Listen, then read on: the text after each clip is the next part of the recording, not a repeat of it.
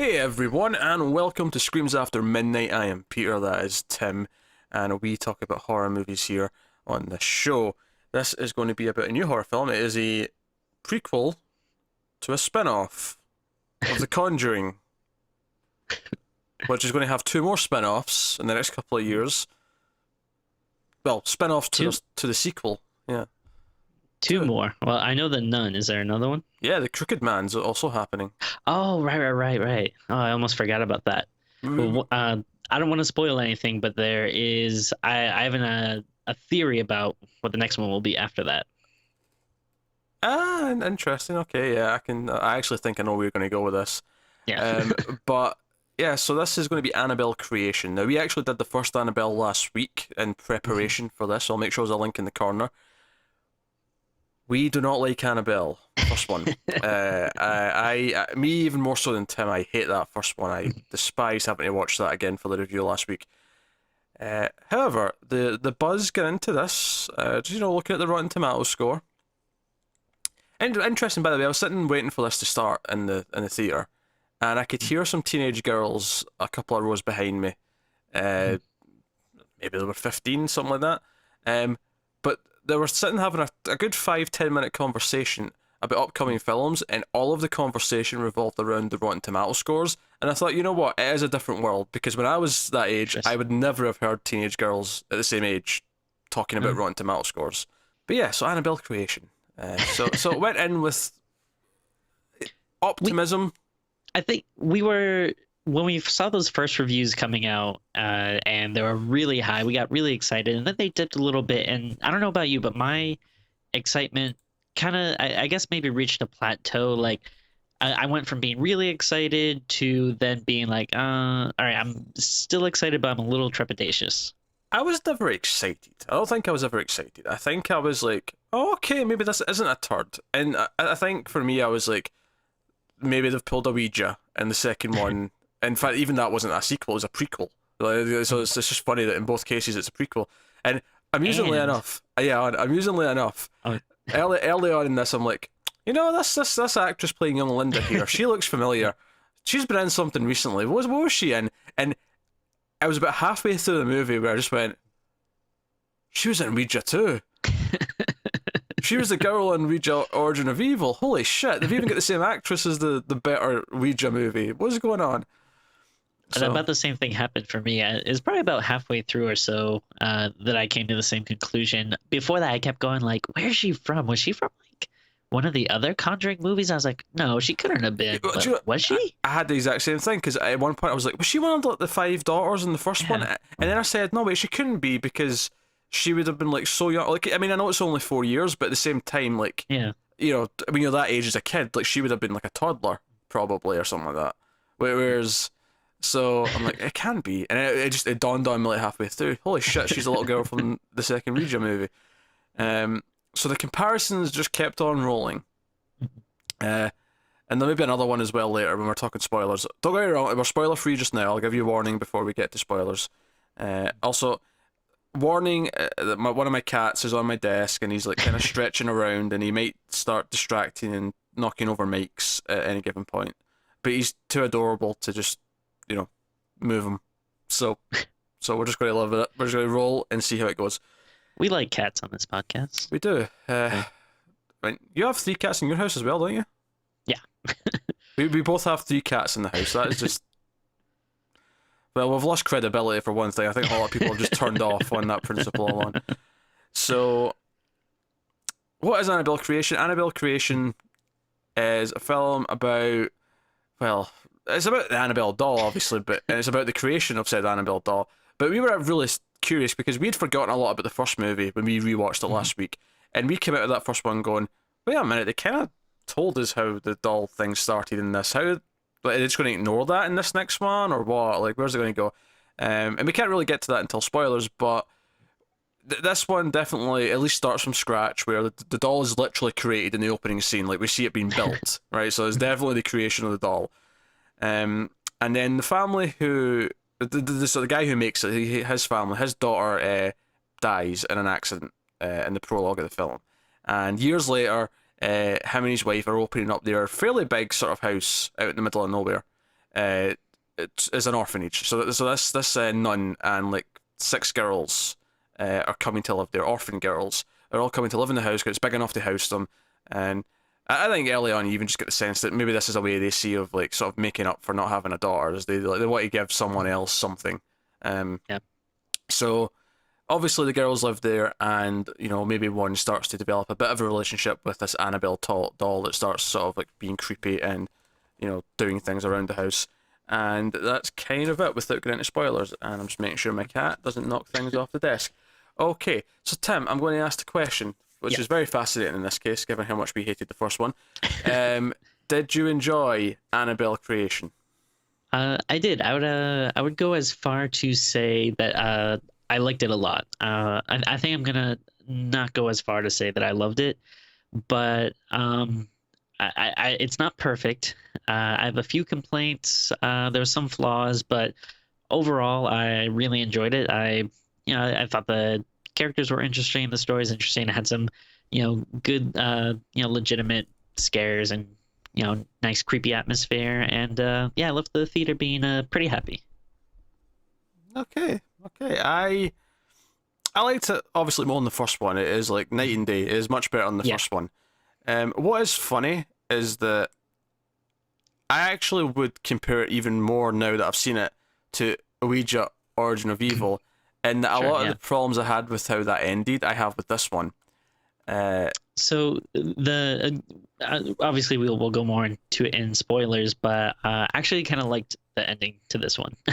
I did not. There's a certain point where I rolled my eyes and then it lost me for the last like 5 minutes, which is unfortunate. And I do actually think the movie as a whole kind of gradually declines in the second half. I think the opening is strongest, and the big difference between this and the first one, beyond just basic directing being better, is that I actually like some of the characters. I thought the lead 2 girls who we kind of follow, which is Linda and Janice. Janice suffering or had been suffering from polio and has a crutch and a sort of like a big leg brace, and she's like hobbling around. And Linda, who's the girl from Ouija 2, like they have this friendship, they're best friends, and they look out for each other a lot. And then it starts to, over the course of the movie, you get a sense of who the other girls are as well, and it builds these characters. Like I actually kind of cared, at least for the central 2. I think there's some good scares. But I do think as the movie goes on, it starts to dip into some really sort of generic stuff. There's some definite tropes in it, which I think is what kind of made me shy away from loving it, as opposed to just thinking like, oh, this is a really good, well-made movie. There was a couple of moments where I counted down to something happening. Like there was like in fact, this happens multiple times in the movie, but there was like certainly one time where I went, okay, the door behind us is going to creak open in 3, 2, 1, creak, and it happened. Like it was flawless timing. So I think there was that. I think another thing for me that always bugs me in these supernatural horror movies, one thing that just takes me out of it is when I see a cloud of black like smoke like forming and coming through a door or something like that. Oh, okay, yeah. There's something about that just takes me out of like supernatural stuff.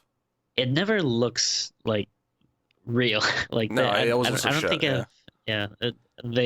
maybe it might be interesting if they can find a way to actually make it look nice, but it's always the most CGI thing in these movies. Especially in a movie like this, when so much of it is about it's creepy because the doll doesn't move when you're looking at it, but then it'll when you turn back around it'll be there. So like when it's focused on stuff like that, and there's another thing it does that with as well later on in the movie that I like. That was when it was kind of working for me. That was when it was like doing stuff effectively. It's kind of funny. One of the biggest reactions in the theater was just a real simple scene of just like Annabelle's on the bed, cut to the characters talking, they look back, Annabelle has her head turned. Like just a simple scene like that actually got one of the biggest reactions for the crowd I went to see it with.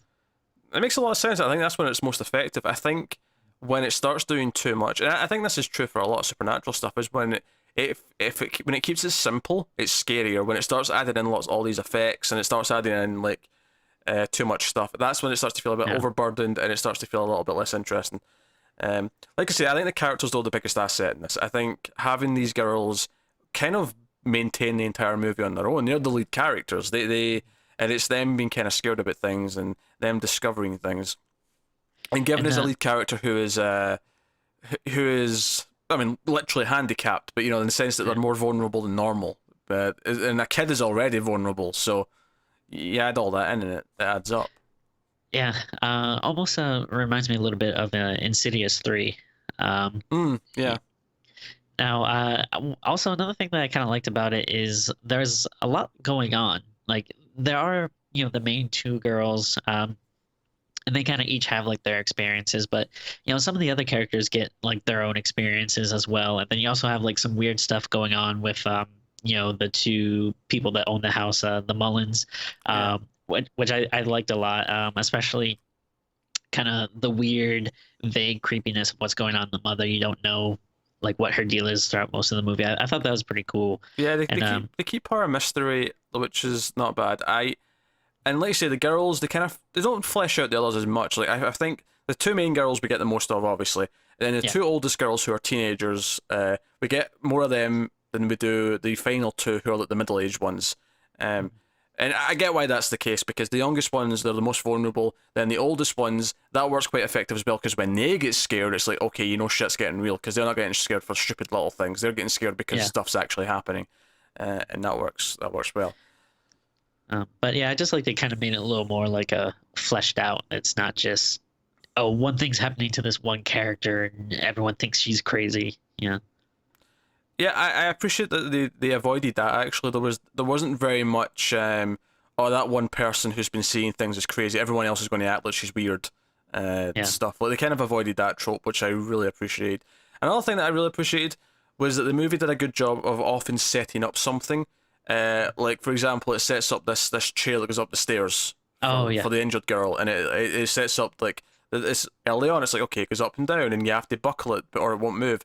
And as soon as they said that, I'm like, okay, that's going to come into play later, and it did come into play later, and that was fun. Same with there's this like gun thing that's just a ball, and the string pulls it back in. Oh Like, right. again, they set that up and then they use it later. There's a lot of setup and payoff, which I appreciated. It felt like things were being thought of, which is good.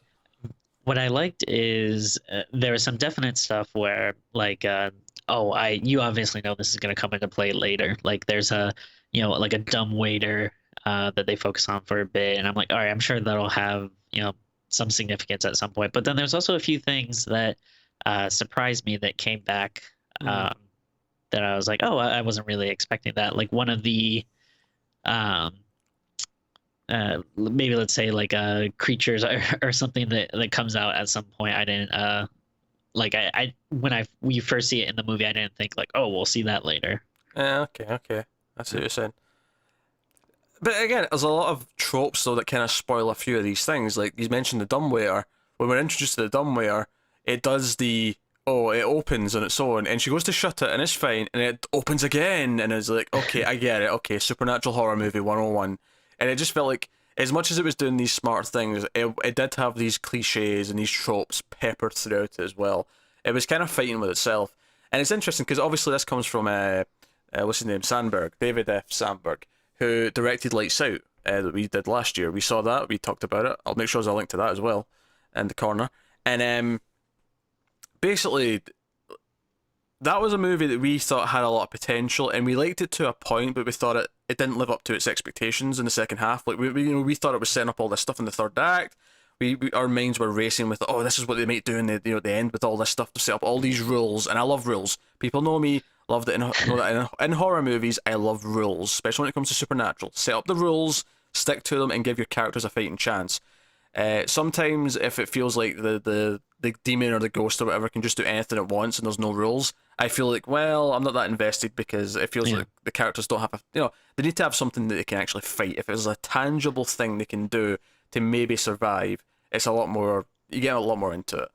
Yeah, and you want to actually have someone to root for. Like even though we like horror and stuff, like you don't just always want to see the bad guy win and just kill a ton of people and then all right, we're done. Yeah, at least not in most. And so compared to Lights Out, I actually feel very similar, at least in terms of the overall like product, where I'm like, okay, I like a lot of what this has done. I probably like this a bit more than Lights Out, to be fair to it. Like I think this is maybe a little bit stronger, but I think they both have that. They both left me with that overall feeling of, Oh, that was pretty good. The guy definitely knows what he's doing up to a point, but it just kind of misses the mark from being great or really good. Like like you said, you like this quite a bit.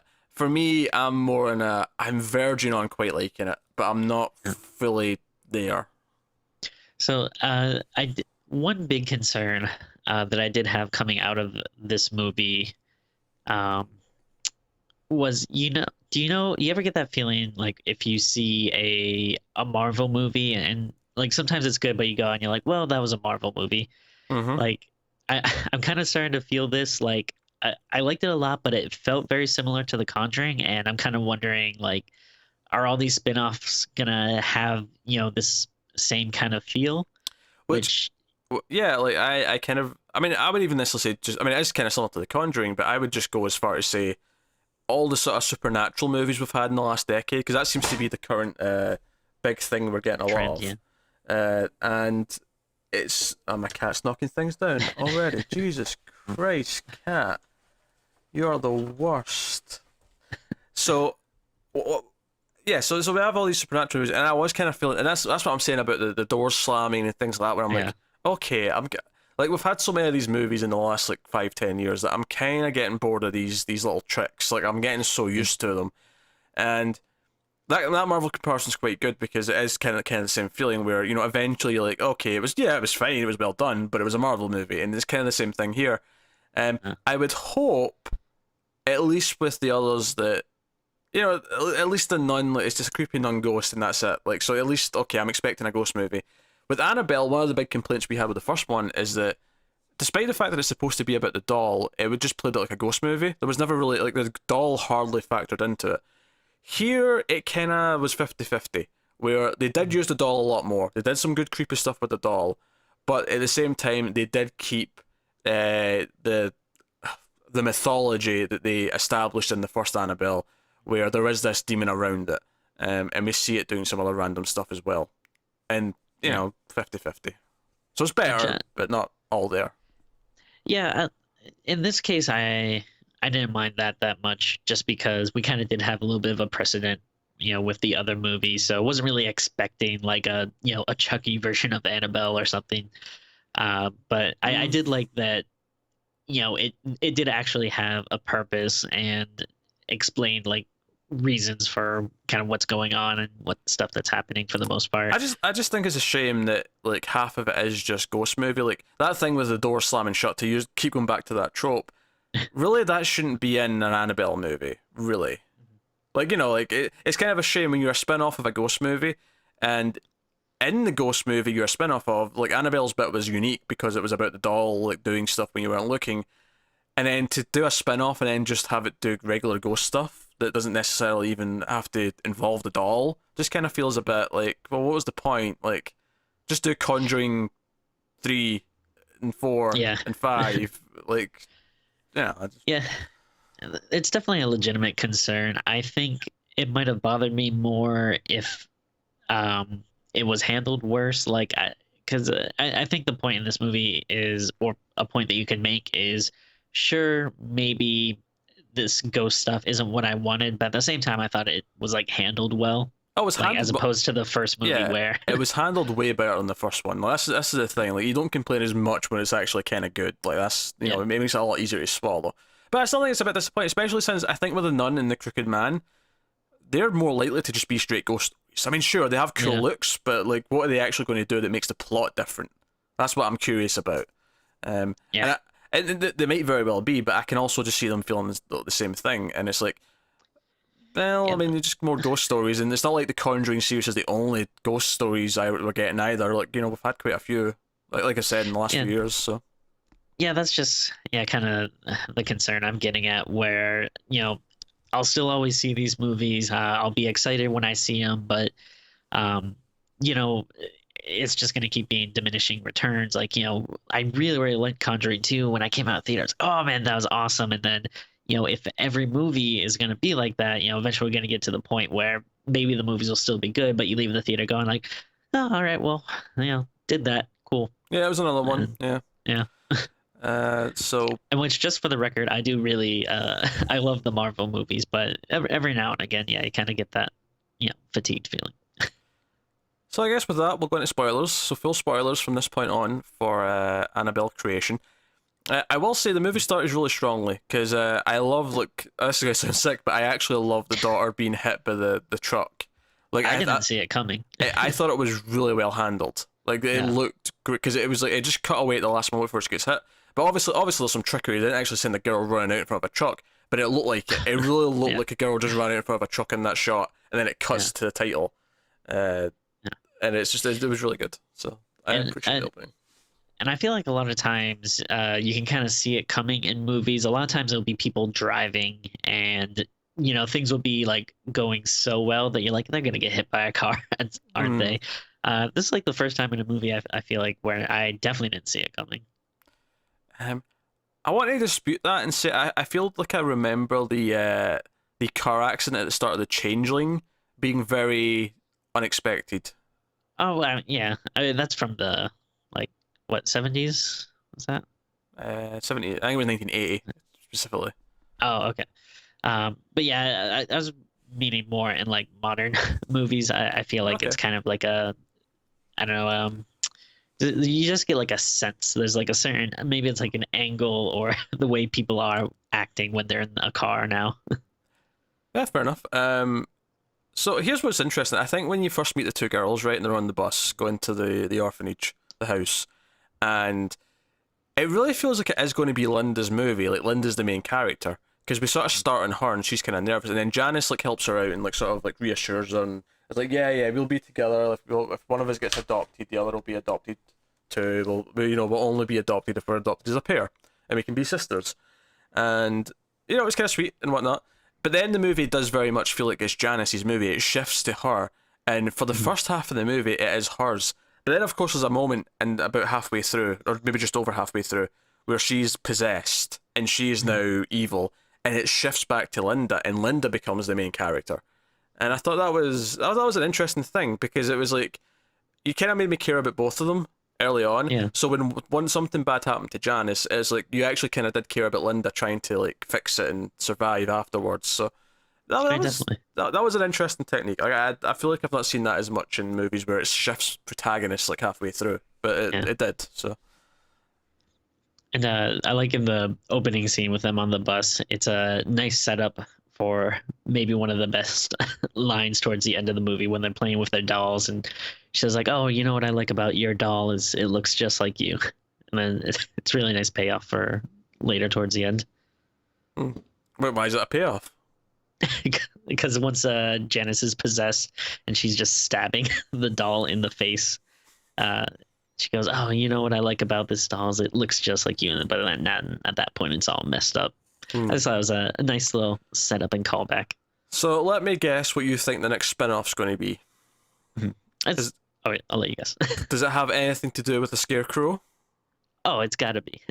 I like as soon as that started coming like to life, and like I said earlier, when they first show it, I thought, oh, that was kind of interesting, but I was surprised I didn't, think it would come to life later. Here's a problem I have with this though, right? Not so much in and of itself, because obviously, right, so it's the same demon, right, that was controlling the doll, then controls this Scarecrow, and then sort of comes out of the Scarecrow.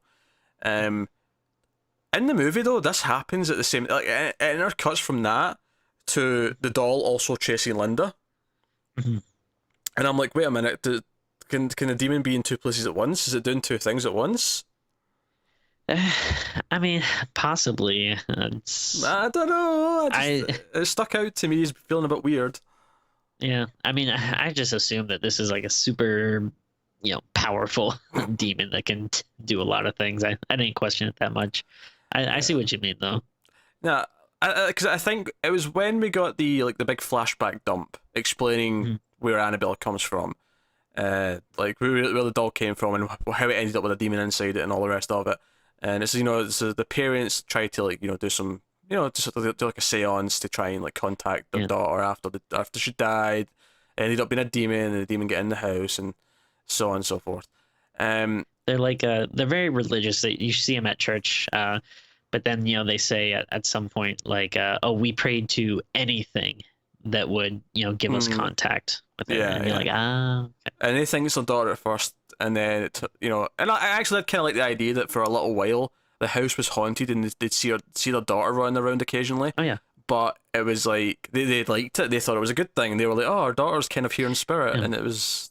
And it kind of mirrors like, the little 5-minute prologue or whatever you see in the first Conjuring movie where, it kind of tricks those students into being like, hey, I'm just, the lost soul of this little girl and I'm friendly and stuff.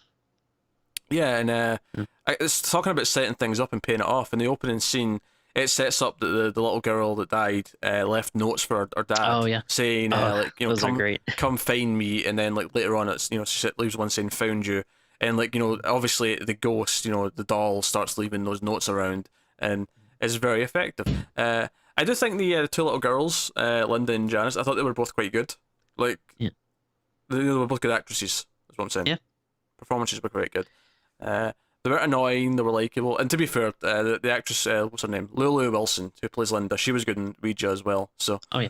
I suppose it shouldn't be a surprise. But they were pretty good. Interestingly, the father, Mullins, what's his name, Samuel Mullins, that is Anthony LaPagula, who was the drunk brother of Daphne on Frasier, which is all I could think about every time I looked at him. Oh. It took me a Oh little. wow. It took me a little bit because he had the beard in this. He Yeah. didn't used to have a beard, but once I clocked it, I was like, oh, all I can think about now is you being drunk and having an English accent. I didn't even think about it, but yeah, you're right. I couldn't tell if the nun had an accent or not. It kind of seemed like she kind of slipped into one every now and again. I think she Uh, was supposed to, but the actress was probably American, and uh, it was going back if and forth a little bit. I feel bad, but she was the only one in the movie that kind of thought, well, like, she's not the best. Like everyone else, yeah, I thought was pretty good, but Yeah, she was okay. It she's was not horrible. whatever. All right, so let's talk Um, about how well, while we're on this subject, can we talk about the little nun cameo real quick? the little nun. Yeah, when he's looking at the picture frame. And, Oh right, yeah. yeah. Okay, now before we talk about how effective this is, I do actually want to say I really liked how this was filmed.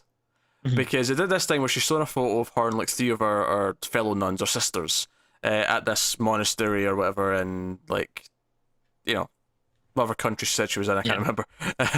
But it was this secluded place where none of the people who were there really seen the civilized world. They all stuck to this place, and she's like, oh, that was so and so, that was so. She names the three of them, and then he says, and who's that? And he points to like the other side of the photo, and you don't really see anything there. It just looks like darkness, and then he tilts it just enough that you see the eyes, Yeah. and you're like, oh shit, there's a fifth nun. And she's like, oh, I don't know who that is. Never met her, never really spoke to her. And then I'm like, very good, very good. Yeah. Actually, there was a couple of moments like that where it did some really nice tricks with the light, where you couldn't see something until it was tilted just the right way, and then you could see who it was or what there was something there or so on. Yeah. The only was good. problem, like, I think it's a cool scene because I do like that, this is one big connected universe and everything. The only thing that drove me crazy about it is this nun is so creepy. Like your reaction is just like, oh, who's that? Like, wouldn't you be like, oh my God, like, what the hell is that? Like, everyone's just so nonchalant about, like, oh yeah, I don't know. I think my problem with it. I mean, I like the scene in and of itself because I think it's creepy and it's well done, like the way Yeah. the light does trip your eyes. My problem with it is that it's really feeling coincidental that the nun is like Everything is like, yeah, like everything's kind of intertwines and like different people from all these different movies have all kind of encountered the same things. And that's why I want to talk about the ending, right? I want to talk about how this Okay. connects to the first one. So Janice is possessed, right? And the showdown happens. There's a fire and everything else, and there's a hole in the wall though when they go to look for her, and she's not there, and they can't find her. And we skip ahead, and it's this orphanage, and then you see the backs of the people going into the orphanage, and I'm like, I know who this is. These bastards. They're going to connect it. These absolute assholes.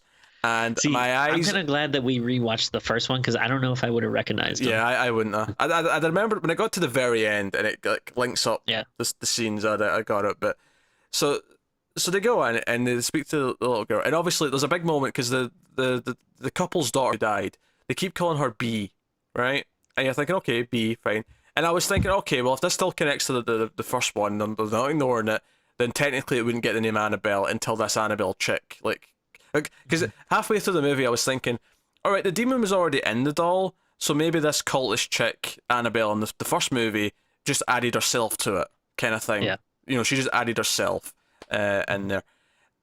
So that goes on, it's fine. Gets to the end, right? We find out that the daughter's actual name was Annabelle, and I went, okay, this is coincidental that this girl was Yeah. called Annabelle, and then another girl called Annabelle ended up encountering this doll. And you're going, wait a minute, Peter, they explain this. They do, but it leads to another massive coincidence, so stay with me. Okay. So they adopt they adopt Janice, but when they go into the orphanage, they say, oh, what's your name? And they give her a doll and all the rest of it, and she's like, oh, I'm Annabelle. She's taking the name Annabelle.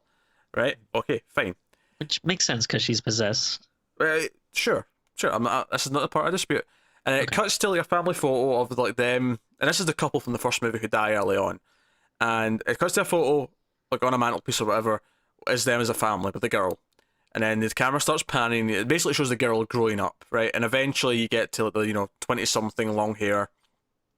And of course, like I barely remember what the girl in the first one looks like, but I get where it's going. Like I get okay, so this girl is Annabelle, and it gets to that moment where like they get murdered, and it's like the daughter comes back, and like the other guy's there as well, and it links up to that scene in the first movie. And the final shot is actually the boyfriend, the stock photo man, coming across the street or across to the house to check on them. That's the final shot. So here's my problem with this. Here's my giant coincidence thing that I do not like here. Can I take a guess? Go on. Is it that the main character from the first movie just happened to get an Annabelle doll? The exact Annabelle doll. Yes. So Annabelle from next door runs into the house, and the doll, there's a doll there. Like there's this doll that was already like, and it's like, okay, was the demon outside of the doll because it was with her this whole time, and then she put it back into the doll in the first movie? That's a that's a great question. I don't know. Because if so, it's very coincidental. And here's my thing, right? This is what kind of why I wish they just ignored the first movie, because it feels so convoluted because they had to justify having another prequel, that they had to kind of write it in and tie it into the end. And it feels so forced that, let's say the spirit did leave the doll, and then she happened to find the doll just by accident years later because it was next door to her parents' house, and put the demon back in the doll. That's super convoluted. It's bullshit. It's terrible writing. Well, actually, I disagree with that. No, it's terrible, Tim. You're not going to convince me, but go on. What were you going to say? No, actually, I think it's very smart that they actually found a way to tie this together. They didn't have to, but I think it actually makes sense, everything that happened. But now, if you think about it, though, what? Go on. No, continue. You finish your point. Well, think about it. Okay, in the beginning, so like the dude makes dolls. He's a doll maker, Mr. Mullins, and you see him making the Annabelle doll, and he puts like a number on the back. It's like one of something. 100. Okay, so it's not out of the ordinary that this doll exists. This is a doll in the world. Then you have the main character in the first one, who is a doll collector. So what I'm thinking is, she gets that same type of doll, and then you have the possessed Janice / Annabelle, as an adult is in her room, and she probably just comes across that doll. It has some type of resonance with her, so that's why she like picks it up. And then that's why when you see her in the first movie, she's holding it and she kind of looks like transfixed by it. As for like how her essence or whatever gets into the doll again, that I don't know. I'll blame that on the first movie for being shitty. But I think like actually finding reasons for all like that setup and for it to actually lead into the first one, I think it was pretty hard to do, but they probably found the best way, I feel like, of doing that without just, completely ignoring it. So I actually applaud them for Bullshit. Absolute bullshit. They, they they shouldn't have even tried. This is the problem. In order to make it fit, they had to put like the wrong jigsaw piece in the slot that it didn't fit, right? So they had to do all this intertwining No, bullshit to make but it if work. they didn't do that, then people would have been like, well, I don't get why is it not like the first movie? Where does that come in? Blah, blah, blah. You would have been making, like, dumb complaints like that if they didn't try to justify it. I was saying last week they should probably ignore it. I think that was the best thing they could have done. You say that, but then if they did, you would have complained. Or if not you, I'll give you the benefit of the doubt, but then tons of nerds on the internet would have been upset and confused. So I think they had I think you're overestimating the fan base for the first Annabelle movie just a little bit here, Tim. Just a little bit. Not fans of like, I think people are more fans of like continuity and stuff than they are like specifically Annabelle. I bet a lot of people would have had problems with it. And I think it is a good solution that they came up with. I was happy with it. It's a solution they had to come up with because they already backed themselves into a stupid corner. And that's why there's almost nothing they could have done that was going to work, I don't think. And this just feels so convoluted. It's too reliant on coincidence. I'm not really concerned about how the spirit gets back into the doll, because even in the first movie, I think it's just implied that, she's an occultist. She, does a little ritual. And because at that point in the first movie, you think it's just random. You think it's just random. She's picked this doll because it's one that's there, and she puts her soul in it, and you think that's what it is. So, but now I'm left with the question: was the demon always in the doll, or did it leave with her and was with her all these years and come back with her, and just go back into it when she did the ritual, or whatever? Like, I'm not sure. But the fact that she goes next door and there's one there, and okay, you could argue it's like demonic destiny that there happens to be an Annabelle next door. Is it the same doll? I think it has to be, because it kind of dilutes the whole franchise if there was another doll and then it switched to a new one. Especially since, because the whole big thing in The Conjuring is that this doll's so evil that it has to be blessed like twice a week by a priest, and all the rest of it's in the glass case. And like, I think if you're saying, oh, it was in another doll first, but that doll's okay now, like it kind of dilutes the whole backstory. I mean, I think we find from the movies though that it's not the doll; it's this demonic entity, and this demonic entity can obviously, switch between different things because it goes from the doll into, Janice. So I don't think that's a stretch at all. Not a stretch, but is it satisfying? For me, it was. I actually was like, oh, that's pretty cool. Because this is the thing, you're saying that the ending, it's actually quite impressive that it links up, and I'm like, okay, it links up, all the cables connect to another point on the map, sure. But that's not the same as it being satisfying, which I think is the difference here, is that I'm not satisfied with this explanation. For me, this just feels clunky, and it's like, oh, we had to make this fit, so let's just wrangle it so it does. For me, I was satisfied. I got a big grin on my face. I was like, oh, this was smart. I like this. Smart. Don't you dare. Shut your goddamn smart. I think it is smart, because I think that was a really, like you said, they backed themselves in a corner, and I think they actually came up with a solution that, I'm sorry if you don't get it, but to me, it makes sense. Here's the smartest thing they could have done, right? And this would have completely worked, right? At the end of the movie, you just have it end whoever you want it to end, but no one knows where the doll went. And that way, it still works with the first movie if you want it to. But if you wanted to ignore the first one, you could also just ignore it, and just in your head, like, the doll just went from there to the woman who buys it for our nurse daughter person in the Conjuring. Like, it would have worked either way. But no, they had to do it. They had to be like, at the end, like, wink, wink. This all connects to the first one. No, I don't think that would be satisfying though, because then you're like, well, what the hell happened? Where did the doll go? How did it end up at these other people's places? No, that's exactly the point, Tim. They over-explained it. That's what would make it work. Mystery. It's what you don't see that makes it scarier. I don't think you need mystery in this case. I think, since you're talking about the whole point of prequels is that you're explaining stuff, See, that's And why I hate I prequels, though. think Prequels suck for that reason, because you over-explain things that didn't need explaining. Ah. I'm not a huge fan of prequels either, but this Star Wars I prequels, shitty. Lord of the Rings prequels, shitty. Although I think Lord of the Rings itself is pretty shitty, but that's neither here nor there. Other prequels, shitty. There's lots of them. yeah. They're all shit.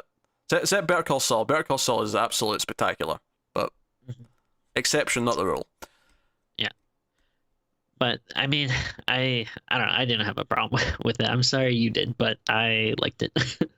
I hated the ending. The ending, especially since it cuts to the thing. And you see the couple from the first movie waking up as the parents are dying, and I'm like, don't remind me of the terrible first movie. That is the worst possible thing you could do right now. Like, that's the thing. If I really liked the first movie, it'd be kind of maybe it would be exciting because it's like, oh, this is how it links up. But all I'm like, no, you're just linking up to this terrible movie. Like, instead of letting this one stand on its own, kind of like Ouija 2, Ouija Origin of Evil, you're ham-fisting it into the other one, and it bugged me. So. But let's get off this, right? But I think we've made our points. Well, just real quick, one last thing to add to that, though. It was nice they had a little nod to the real life Annabelle, which is actually a Raggedy Ann doll. They give her one at the end, which is cool. Okay, that's fair. I'll accept that. Yeah. That's fair. So you had the various moments. There's the whole when we talk about the scarecrow scene, that was one of the teenage girls who is like trapped in there with that, and there's a lot of things and. That seems quite effective. I mean, I do have to admit, like, I was a little disappointed with again the bending of the rules, because the whole thing is the demon. Because I always get the impression the demons like moving the doll around, and the demons moving the scarecrow around quite in a similar fashion, right? Which is why I don't know if we're going to get a scarecrow spin-off because it was the same demon. Like you'd have to, True. like like if the whole thing was that it's the same demon who's just controlling it, so. Whatever. I mean, to be fair though, like I wouldn't have thought that we would have gotten a nun spinoff or a Crooked Man spinoff. So I'm not going off on like stuff that makes sense. I'm going off on stuff like, oh, this was like a kind of a specific creature that if they wanted to do more of these movies, that would probably be the one they choose. Oh, but that's my point. though. It's not a specific like the nun and the Crooked Man. They were both like like different spirits, whereas. This is just the same demon as the Annabelle doll. Well, I'm not talking about like the demon though. Like the look wise, it's like something you can pinpoint in the movie as opposed to, you can't make a spin-off about a door closing on its own. You know what I mean? It's like if there's sure. If there's a tangible thing you can extract from this movie, it would At be the risk of sending you into a flaming rage, though, I'm going to counter that with saying. In order to do that, they'd have to have a really convoluted explanation as to why this is happening, and that will probably annoy the shit out of me. I mean, we'll see. Yeah, I mean, I welcome more of these movies. So I think kind of the fun of doing something like that would be to see how they get away with it, and I hope it's good. But that's fair. But like I said, it was bending its rules because the demon's controlling the scarecrow, and you see it kind of crawling around the scarecrow, but the light's kind of like unscrewing itself, and it's like, well, the demon's down there. Can it also telepathically do things? Like, and I know you're like, people are like, but why do you need it to be so defined? And I'm like, to make it different, I guess. Like, because in the Conjuring, like those ghosts could basically do whatever they wanted, right? Like a lot of ghost movies. And I think from like a spin-off, like I kind of hope that there's more defined rules. And with Annabelle, I felt like there was like the bit with the sheet at the start was not the start, but like the first time we really see her, and like the girl throws the sheet over it, and then in the background it gets up, and I always love that. Like I'm a sucker for like someone's in the background and it starts moving kind of thing. Like I always love something in the background. I like that stuff, especially when it's quiet. Which would be maybe my other complaint is that a lot of the times when there was scares. The music would do the the da da kind of moment, loud sting kind of thing. Yeah, and I don't need that. Horror films are typically more scary when it's quiet, silent. Oh, definitely. Yeah, let the fear speak for itself. So, there was a few really good ones. One of my favorite scares actually, and this is another nice. You don't really see a lot, but when Linda is scared and she runs. They have bunk beds and like she runs to her top bunk, and then she's kind of just Mm. like hiding her face in the pillow, and then you don't see anything. It stays on her, but you just see like the whole bed kind of shake because something jumped into the bunk below. Yeah, and you know something's there, but we're up top. Yeah. And again, this is something smart in the direction. It's all from her perspective. You never just get a Yeah. wide shot of the bed. But you And see her. it's You not saw. overdone. Like it's not like, oh, like an earthquake. Like No, I wouldn't even call it yeah, shaking. It's just that it's just yeah, the simple little jolt that you would feel if someone jumped onto the yeah, bottom bunk. But it's the camera stays up there with her, and it's all from her perspective, and she looks down the side of the bed, the wall side, and just yeah, sees the doll looking up at her before the demon hand like comes over the face and pulls it back. yeah, Um, and yeah, most of that are good. Like I mean, I don't want to sound too negative on the movie because I actually think it's relatively solid. It's yeah, just it's a mixture of, for me, crapping out at the end, going a little bit generic with what it's doing with the ghost stuff, um, and just kind of being a little bit sick of the yeah, supernatural movies we've been getting for the last few years. Just it's all those things added for me. Where for me it's amounting to more of a, it was pretty decent. Like I can't yeah. really complain about it too much outside of the ending, which I do have a problem with. So But well, we can switch roles for a quick here because I do have a few oh, complaints go that. on, fire them away. uh, so one thing I had, uh, do you think that the demon had the power to make people not hear other people scream? Because there was like a couple of instances where I'm like, Mm-hmm. why is no one coming to help this girl? Specifically when, she gets wheeled into the barn. Yeah, Yeah. yeah, I that don't is that's fair. like There's also moments where it kind of plays with time a little bit. Like when she first goes up the lift, the escalator on the stairs, and she gets to the top, and there's a good like solid minute of her looking around and being creeped out by the hallways and stuff. And then because the rest of them are at the bottom of the stairs, they were down there and pressed the button for her. And then they eventually come up the stairs, and it's like, oh, were you just standing yeah. around down there, like looking up, going, oh, look at her go up the top. We'll just wait for a minute, let her enjoy the ride. You can start walking just after she started moving, you know. Yeah.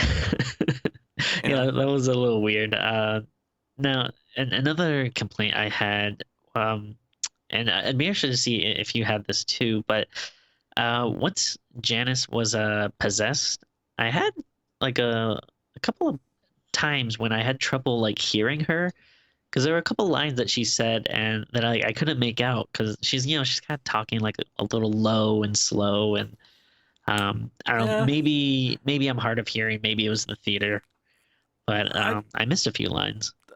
no, I think so. I think maybe the point is she's kind of intentionally being obtuse with what she's Yeah. saying. So maybe it's not important that you didn't hear the exact lines. I'm not really sure. I'd have to look at it again to really. It was just a few times, but like it stood out to me as being like, oh well, what the heck did she just say? Um, and then probably my last complaint, and maybe I just need to go watch it again, but the end where like Linda's hiding in the closet and Janice is coming after her, and then um, the sister Charlotte comes and they basically trap her and push her in the closet. I thought that whole last scene it was just filmed kind of weird where like I couldn't exactly tell what was going on because at first I thought that she stabbed Sister Charlotte, but I guess she stabbed Annabelle. But then I don't know, just something about the way it was directed. It just looked like weird. Maybe it was too quick, like cutting between stuff. I don't know if that stood out to you at all or. A little bit. I do think the movie, like I say, it kind of slowly declines a little bit. Like once we get the exposition dump, there's some good stuff where it's cutting between the scares with the scarecrow and stuff in the house. But the final sequence and then like the police coming to like find everything and all that, a lot of that felt like kind of just like by the numbers. It was like, okay, we need to end it now, so we'll have the Yeah. typical scenes. Whereas there was no real creativity getting into like how they were doing it. Um, I did like the moment where the priest, either the priest or the cop, to the girls is like, oh, who wants the doll? It's fine now, it's been blessed. Yeah. And they're all just like, piss off, we want nothing to do with that thing. Yeah. So that was good. That's good. But that was the other thing, like, just to talk about weird, cheap scares that don't make a whole lot of sense, is like, when the two teenage girls are under their bed sheet at night and they've got the light on and they're don't know, talking about boys and making fun of the new place they're in and whatnot. And they have that thing where they think it's the mother, Mrs. Mullen, who's like snuck outside the sheet, and then like the scare itself is fairly well handled, but I'm not really sure what the point of the scare, like just from the demon's perspective, if that makes sense. Yeah. Like, because at no other point in the movie does it pretend to be a fully grown woman. At no point in that movie, other than that one scene, does it do that. Yeah, it was a little weird. I do kind of like that there was a weird, like, they almost had their own urban legend or something in the house. I did kind of like that, Hmm. but I mean, unless the demon is playing off their fears, maybe. But again, Maybe, like you said, it's kind of hard because but there doesn't seem to be many rules. I think that's what's weird about it though is like you say, like if they developed that a bit further and like if they like made this urban legend like Mrs. Mullen was like some creepy Yeah. person, they were scared of her. Like if the ghost was playing up in that and was like every so often adding to that fear, and maybe if they built that up to something, but they don't really do that. Like the dad comes in, like Mr. Mullen comes in like right after the scene and he's like, that's impossible, she's not walked in years, and then it's never brought up again. Yeah. Like no one ever talks about the possibility that she's up to Well, something or she's otherworldly. oh, actually, yeah, I'm glad you brought that up because that was another thing that drove me crazy was like all not I guess not all because like kind of two middle-aged girls didn't really seem to have anything happen to them, but like the younger girls and Just to clarify, when he says middle age, he doesn't mean like 40 something. oh He right means in between the younger girls and the teenage yeah girls. They're like 12ish, say yeah 11, 12. it was kind of weird that they really like don't seem to have anything happen, but I did find it strange that you know, the other girls basically they all have kind of their own experiences, but no one ever seems to talk to one another and go, "Hey, what the hell is going on in this house? Hey, maybe we should stick together and not be like left alone because Yeah, a lot of crazy stuff is and going down." I think that's maybe part of my problem with the third act, and it kind of goes back because we did Child's Play 3 last week, and one of my complaints with that was I never felt like the kids in the movie teamed up. And I feel like maybe this would have benefited if like all the girls who were like, other than the possessed one, all said, right, we need to stick together and Yeah, try and do something. Like that may have been a lot of fun for yeah, the final.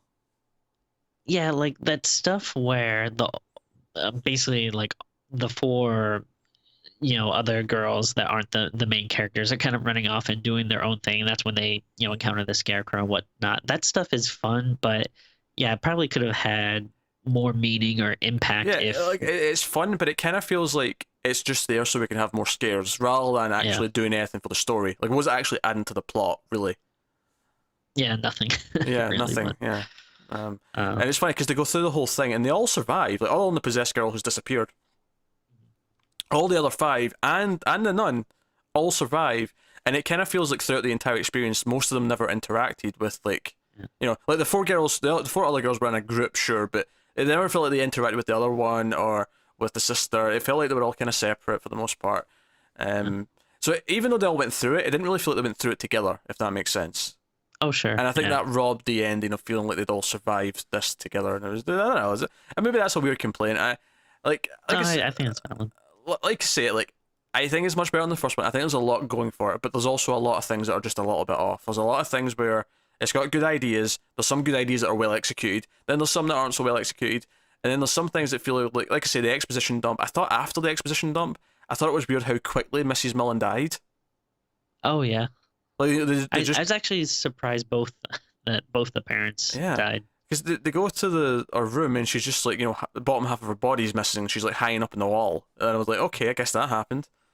Yeah. It just felt kind of weird, like, when? I mean, seems like it may have been interesting to at least hint at that happened or something. I don't Yeah. know. I think definitely yeah, there's a lot of stuff like that probably would have bothered me a lot more in a lesser movie, but at least in this I think it was handled well, at least for the most part, In fact, that now I'm I can thinking, kind of ignore some stuff. now I'm thinking about it, right? So the ghost whole thing, and this was the same in the first movie as well, is that it wants a soul, right? And it says that to Janice early on, and you get the impression that once she's possessed, once the demon's possessed her, that the demon's got the soul. He's got what he wanted, kind of thing. So why is he actually still terrorizing like these 6 or 7 other people who are around? What was the goal at that point? Like it's kind of I mean, that's the thing with demons, Pete. They're never satisfied. I don't know. I think it's just maybe just a little bit ill-defined. I guess I feel Yeah, like I wasn't quite sure what the direction was supposed to be in the last half of the movie because once it got control of the girl, I'm like, okay, what was the direction now? And I never really felt like it made it clear. It was just like chaos and scary things are happening, and there's not yeah, really a direction to go in. yeah. It definitely could have been better. And then, by the way, when she gets possessed in, she has the demon or whatever over her, and it like vomits like black goo, into basically her face and her mouth and stuff. Mm. Uh, that reminded me of something. I can't place my finger on it, but wasn't there something uh, where recently like people possess you in a very similar way? Or did we watch something that was similar like that? We definitely did because I remember as well, but I can't quite. Oh, oh wait, is it actually wait, no, I think it literally just came to me. The Evil Dead remake, No, they kind of reminiscent of that, no? there was a lot of blood vomiting in that, but that wasn't how Okay. they possessed each other. But there was something there was something we watched really recently that was like Jeez. this, where there was vomiting into the other person's mouth, and Yeah, that possessed them or transferred whatever it was. okay. That's annoying now, but yeah, Sorry. it's not original. Is I guess the point. Yeah. Not that everything has to be original. I just for all the things it does well, there's just a lot of things that it doesn't quite get right either. And Mm. it left me feeling a bit frustrated, and it left me like every time it was getting to me like when Linda's like got that toy gun that shoots the ball Mhm. and she gets scared, so she's aiming it into the darkness and she fires it out and she winds it back in, she fires it out, winds it back and she fires it out, and then it tightens and as if something's holding it, and I'm like, that Yeah. was a great scene, but then it would do something after that where I'm like, okay, I'm not really like I don't get the motivations now as Yeah. for a lot of, and it was just it kept doing that to me throughout the movie, especially in the second half. And I kind of, at the end, I felt kind of lukewarm more than I had. I think, had it stayed as good as it did in the first, like, say, half hour, I Mhm. think I'd have been a hell of a lot more positive in this review. Whereas, as I am, now that we're kind of wrapping up and we're getting to ratings, I guess I'll jump in with mine. I think I'm hitting on like a 6 for this, Oh, which is, okay. I mean, I give the first one a 3, so we've doubled in quality. I think Yeah. that's, fair. Okay. I mean, I think I don't think you're crazy. Like I said, I like it a lot, but I do recognize that there are definite flaws in it, and I have some complaints myself. But again, a lot of what I like outweighed that, but it's still shy of me loving it. So I'm gonna go higher uh, with a 7.5. So uh, Oof. good, but not you know just shy of like usually an 8 is when I was like, oh my god, I love it. And it's not that. That's fair. There you go. Um, so that's Annabelle Creation. You can let us know what you thought of it if you've seen it yourselves in the comments below. Like, subscribe, all that stuff. Get us on Twitter at mailed_fuzz for channel updates. If you want to support the channel, you can over at patreon.com/mailofuzz TV and just have a look over there, see all the things that's on offer. But otherwise, guys, that is us. So thank you very much for watching once again. Keep watching scary movies, and we'll see you next